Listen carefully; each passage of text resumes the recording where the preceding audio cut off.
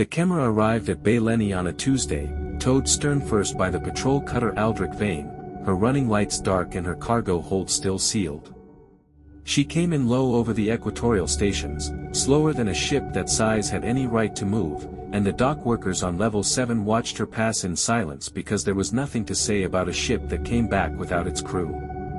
Investigator Jossie Merrill was standing at the arrivals terminal with a canvas bag and a thermos of cold tea when she docked. He had been assigned the case 3 days earlier, on the strength of his work on the Polarin incident. Another freighter, another set of questions nobody had been able to answer, though that one had at least produced a body. The camera had produced nothing. 7 days of silence, an automatic distress broadcast, and a manifest that showed 8 crew members who were no longer aboard. He set his bag down and looked at the ship through the scratched porthole of the terminal. She was a mid-range hauler, built in the Caldor outer yards maybe 20 years ago, the kind of vessel that spent its life moving ore and compressed gases between the smaller stations, never important enough to be noticed, never troublesome enough to be inspected. Her hull was dented along the starboard side where something had scraped her at speed, though the damage was old. The camera had always looked like that. The dockmaster told him so when he signed the access forms. She was always a bit rough, the dockmaster said, not looking up from his terminal. Captain Ash ran a tight crew, though. Good people. Merrill wrote that down. He wrote everything down, at first. The interior of the camera smelled of recycled air and something metallic that Merrill could not immediately place. He walked through her with a flashlight even though the station power feeds had restored her internal lighting, because the flashlight made him feel like he was moving carefully, and moving carefully was something he had learned to value. The common room was undisturbed. 6 cups hung on their hooks. A card game had been left mid-hand on the table, 3 players, judging by the arrangement of the cards, though he couldn't tell who had been winning. A novel lay face down on the bench seat by the porthole, its spine creased halfway through. He didn't move it. He photographed it. The galley was clean. Someone had washed the pans. He stood in front of the clean pans for a long time. In the bunk room he found personal items arranged with the kind of order that spoke of people who had expected to return to them, photographs fixed to bulkheads with adhesive tape, a child's drawing laminated and hung above one bunk, a small collection of carved stones on a shelf that had a lip to stop them sliding in transit. He counted 8 bunks. All had been slept in recently. He found no signs of violence. No signs of struggle. The emergency suits were still in their lockers, which was the detail that stayed with him longest that first day, because if something had happened that frightened 8 experienced crew members enough to abandon ship, they had not been frightened quickly. The ship logs were his first proper territory. He sat at the navigation console in the pilot's compartment with his thermos and his notebook and read through 14 days of routine entries. The camera had departed Baeleni on the 17th, bound for the Sector 9 transfer station with a hold full of raw Vale kite ore. Standard route. Estimated transit time of 9 days, which was normal for a vessel of her class. The first 12 days of log entries were exactly what they should have been: course corrections, fuel consumption figures, a minor fault in the water recycling unit that engineer Dova had repaired in 3 hours, a notation that 2 of the forward sensor arrays were reading slightly warm and should be inspected at the next station. On day 13, Captain Ash had noted an anomaly in the drive readings. Not a malfunction. Just a pattern she didn't recognize, a low vibration in a frequency range she had not encountered before. She had logged it as a maintenance query and flagged it for the engineer. The engineer's response was logged 4 hours later. The drives were operating within all normal parameters. The vibration was likely resonance interference from the ore configuration in the hold. It happened sometimes with raw Vale kite loads. Ship log, day 13, Navigation Officer Pell, appended note. I've heard that sound before. It's the ore shifting. Nothing to worry about. Ship log, day 13, Engineer Dova, second note. It is not the ore shifting. The vibration pattern is inconsistent with load movement. I have run the diagnostics twice. I cannot identify the source. 2 entries. Same day. 14 hours apart.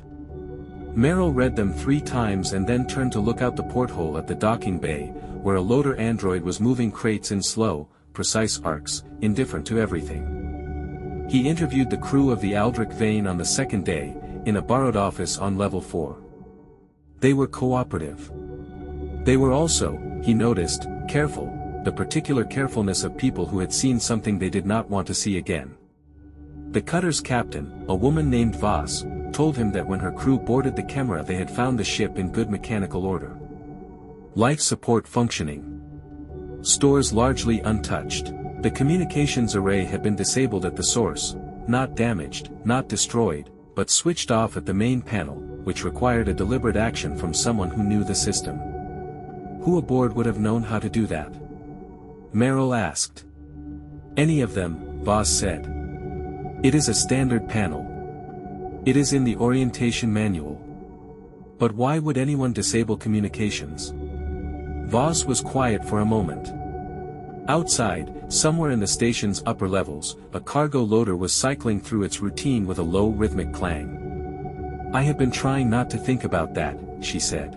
Her crew had found the personal journals in the bunk room. Standard practice was to seal them for the investigator without reading them, and Voss said her crew had done exactly that.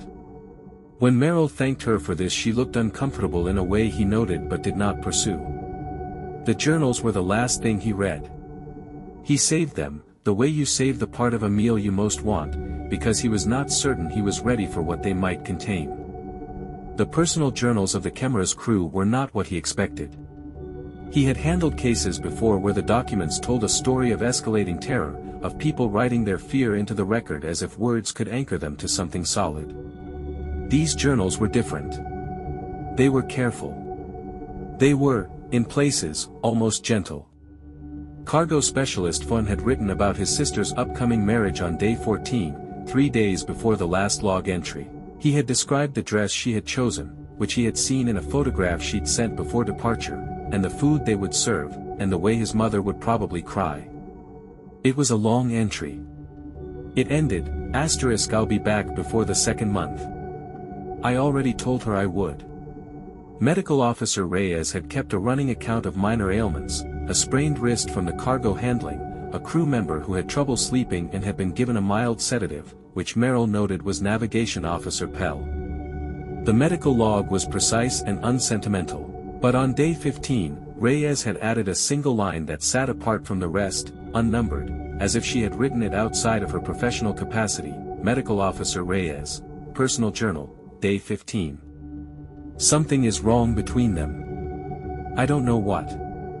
I don't know when it started. I asked Dova and she said she didn't know either, but she said it the way people say things they don't want to explain. The captain's journal was the shortest.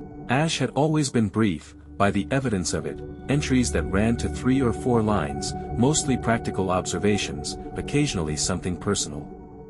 On day 16 she had written, Captain Ash, Personal Journal, Day 16. Hell will not look at Dova. Dova will not look at Fun. I asked Fun what happened and he told me he didn't want to discuss it. On my ship, in deep transit, with 7 days still to run, and he doesn't want to discuss it. I have been captain for 11 years and I don't know what to do with that. The final journal entry in the archive was Captain Ash's, written on day 17, the last day for which any human record existed aboard the camera. Captain Ash, Personal Journal, Day 17. It started with the sound. Or it started before the sound, and the sound just gave it a name. I'm not sure it matters anymore. I'm going to call a crew meeting this evening. I'm going to make them talk to each other. I'm going to remind them that we have 6 more days in transit and that we are all professionals. I've done this before. It always works. I'll write more tonight. There was no entry for the night of day 17. There was no entry for any day after that. Merrill closed the archive folder on a Thursday, 3 weeks after the camera had arrived at Baeleni. He did it the way he always did, methodically, checking each document against his index, ensuring nothing was misfiled. It was the part of the work he found most comforting, this final accounting of things. His official report cited insufficient evidence to establish a cause. He noted the communications array had been disabled by persons unknown for reasons unknown. He noted that the crew had apparently left the vessel voluntarily, in good order, without their emergency suits, with no distress signal having been transmitted by any individual. He noted that the nearest navigable body during the Chimera's final logged hours had been a small, unnamed station asteroid, catalog designation 7, Peloran, C, currently uninhabited, which the patrol cutter Aldrich Vane had passed within scanning range of and found empty. He noted that something had happened between the crew members sometime around day 13 or 14 of the voyage, the nature of which could not be established from available records. He noted that the card game on the common room table had been a version of a game called Stones, common in the Amaru territories, and that Stones required exactly 3 players. He did not know why he included that. He included it anyway. The report was filed, stamped and archived. The Chimera was returned to her registered owner, a shipping cooperative based in the outer Caldor belt, who put her back into service 6 months later on a different route. The new captain repainted the common room. Merrill went back to his apartment in Sector 2, Level B, and made himself a proper meal for the first time in 3 weeks. He ate at his small table by the porthole and watched the ore transports coming in from the deep shafts, slow and heavy, their lights blinking in the standard pattern. He thought about Captain Ash writing that she had done this before, that it always worked. He thought about cargo specialist Fun and his sister's dress. Outside, Baeleni continued its business, the grinding of excavators in the deep rock, the hiss of pressurized corridors, the voices of dock workers calling to each other across the loading bays in languages that had crossed 1,000 light years to arrive here and still sounded like home. He washed his plate. He went to bed. In the morning, there was another case.